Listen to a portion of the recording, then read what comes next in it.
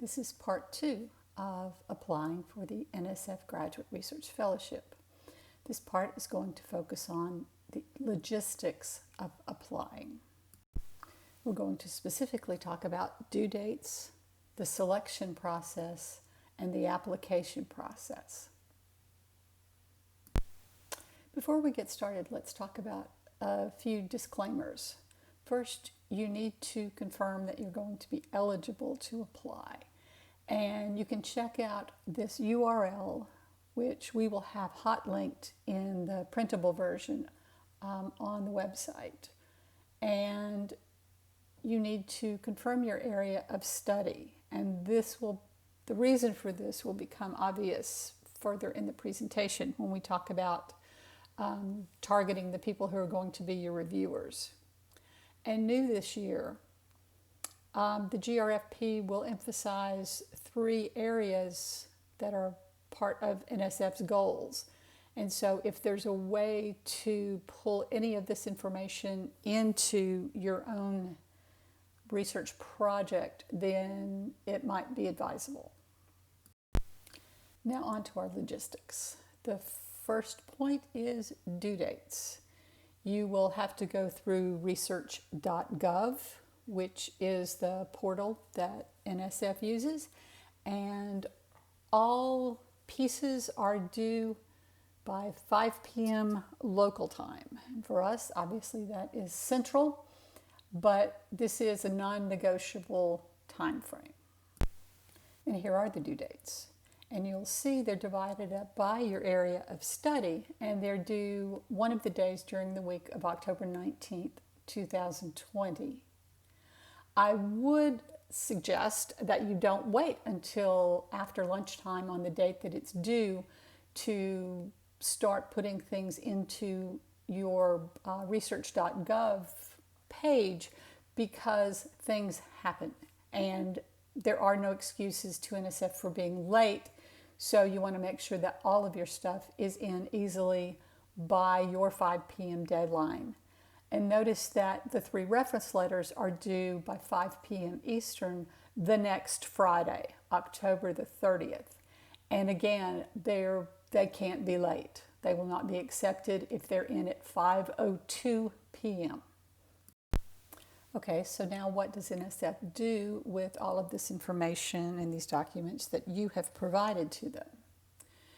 They have a panel of experts who are usually professors in the same field that you have selected as your field of study. Dr. Lima has been a reviewer. I have been a reviewer.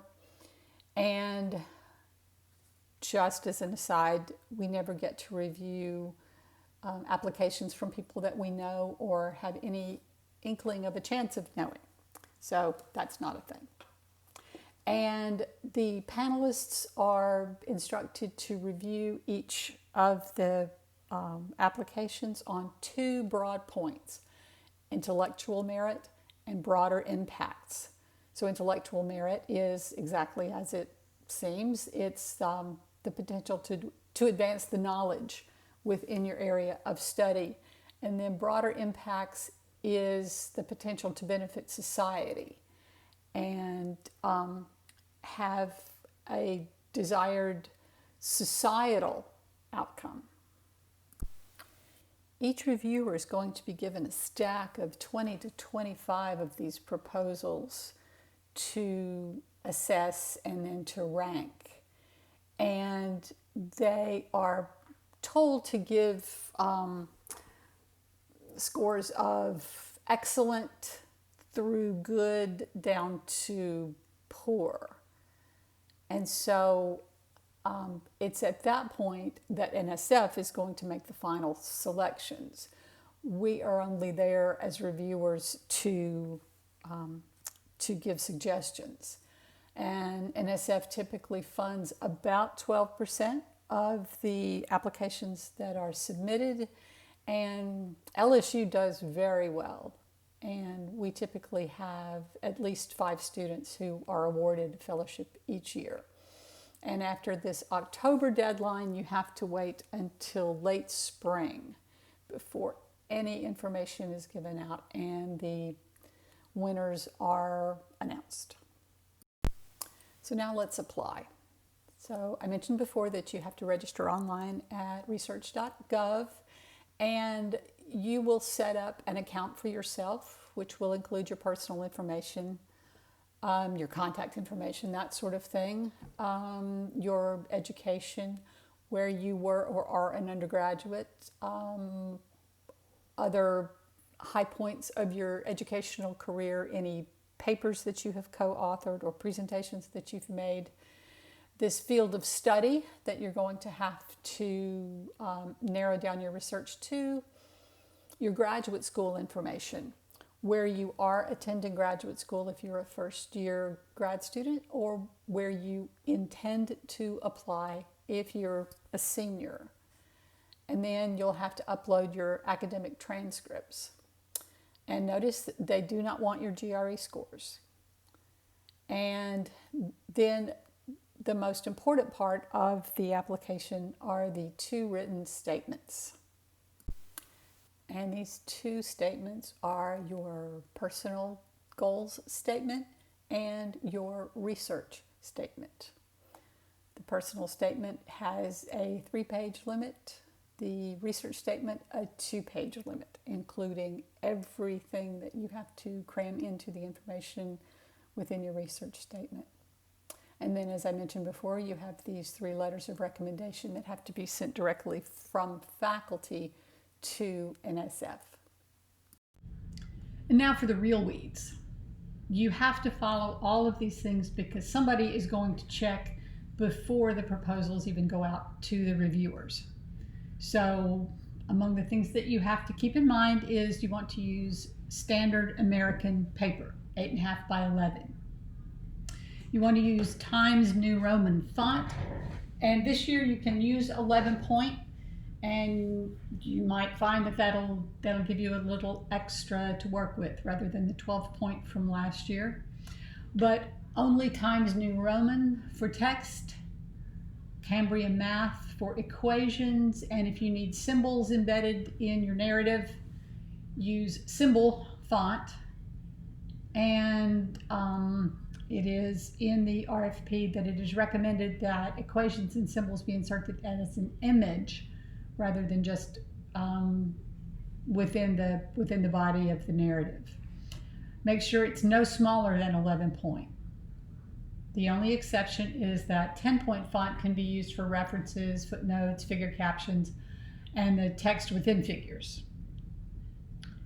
You need a 1-inch margin on all sides, including images, footnotes, endnotes, and other citations. Everything has to fit within that 1-inch margin.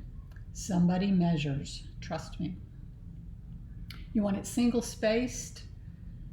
You want the reviewer to not have to develop eye strain to figure out what you're saying, or having to hurt themselves to try to read your document. Along those lines, normal character spacing, no condensing. You can't fudge that to make your page limit. Put all your figures in black and white, or make sure that if they're in color that they will copy well, because they need to be contrasting colors. So to be safe, put them in black and white. And note that images, footnotes, endnotes, and other citations are included in the page limit. So it's not 3 pages plus your references. It's all in your 2 or 3 page limit. So now it's time to start working on these 2 documents, your personal statement and your research proposal. Rather than thinking of them as 2 separate documents, think of them as 2 chapters that are working together to tell your story. And within each of those, you are going to have to incorporate a lot of narrative about the intellectual merit of your project and yourself, as well as the broader impacts of both your research project and whatever else you as a person bring to this endeavor. And it's very important that you think big. You want to come up with a big project, but a doable project that will be helpful to as much of your fellow citizenship as you can. The reviewers are going to have a list of questions rolling around in their heads as they go through each of the applications. And so as you're writing your documents, sort of obviously answer those questions for each reviewer. Don't make them work too hard to figure out the answers to the questions that they're supposed to be asking. Be really organized and propose to them a very rational plan of action. And make sure that you explain to them your qualifications, why you have chosen to propose to them the research that you are, what in your background makes you qualified to do this.